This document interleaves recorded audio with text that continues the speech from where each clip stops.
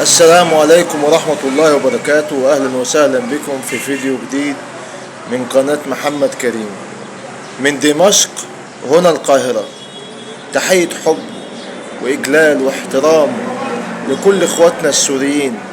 انتوا كنتوا وما زلتوا إخوات في وطن واحد وأرض واحدة، وإحنا ما عملناش معاكم حاجة. ده إحنا ما عملناش غير اللي تستاهلوه، وغير يعني احنا بطبيعتنا شعب يعني بيحب الناس، بيحب الناس كلها، مش السوريين بس، السوريين والسودانيين والليبيين والتونسيين والجزائريين والسعوديين والكويتيين. بنحب الدنيا كلها، ما بنكرهش حد. ما آه يعني ما بنشيلش اي اساءة لاي حد،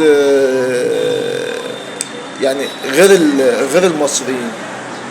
بالنسبة لاخواتنا السوريين، يعني انا عن نفسي بتكلم عن نفسي، لما كنت يعني اي حد قابله من اخواتنا السوريين، بمجرد ما هو بس يقول انا سوري، يعني حاجة كده الهية من عند ربنا سبحانه وتعالى، بتخليك عايز كده، عايز بكل ما على قد ما يقدرك ربنا سبحانه وتعالى تقف معاه وتساعده وتحتضنه. مش مساعدة ولا تفضل من، لا، دي محبة خالصة لوجه الله. ما ننساش ان احنا ايام الرئيس عبد الناصر كنا جيش واحد، حاربنا مع بعض وكنا مع بعض ووقفنا مع بعض. السوريين ناس محترمين، ناس لزاز، حتى ليهم لهجة كده سبحان الله، يعني لهجتهم حلوة. يعني عمي مش عارف ايه اكلهم حلو. الاكل السوري، الشاورما السوري عموما والحلويات السورية، يعني نفسهم حلو في الاكل، وهم اصلا حلوين يعني. بس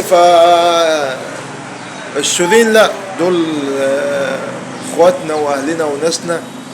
يعني انا افتكر انا في موقف حصل مع اخ سوري، كان ده شغال في مطعم عند حد هنا في الصعيد.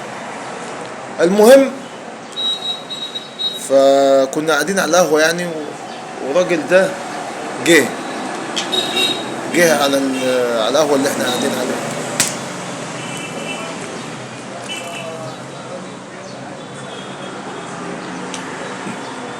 فهو بيحكي القصة بتاعته، بيقول ان انا شغال مع حد هنا في البلد عندكم. الراجل ده في مشكلة ما بينه وما بين الراجل اللي شغال معاه. ما تفهمش، كل الناس اللي ما كانت موجودة في المكان وقاعدة على القهوة وانا واحد منهم، مين مش عارف ايه، ولا احنا نجيب لك حقك، احنا نقف معاك يا عم، انت تيجي البيت عندي، تيجي تبات، مش عارف ايه بتاع. والله الحمد لله بفضل الله عز وجل، يعني الموقف ما اتطورش ولا ما فيش حاجة حصلت يعني. الراجل عرفناه وكلمناه وكده، وطلع محترم وقدر، وادى للراجل السوري ده حقه. واحنا كلنا اللي يقول له انت اخونا واقعد، يعني مش كلام، والله ما كلام، يعني كمية محبة وكمية احتواء للاخ السوري او الشاب السوري اللي جه على القهوة احنا قاعدين، غير طبيعية. وده حقهم، لان هم فعلا يعني ناس حلوة وناس لذيذة وناس جمال وناس على ابيض، على الفطرة.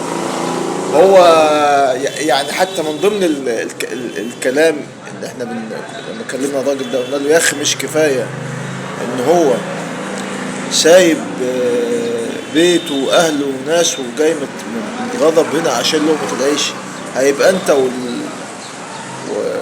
يعني مش كفاية اللي هو فيه. بس فالراجل ساعتها يعني قدر، هو مصري يعني قدر، وفعلا يعني الاخ الشاب السوري خد حقه، و... واحنا فرحانين.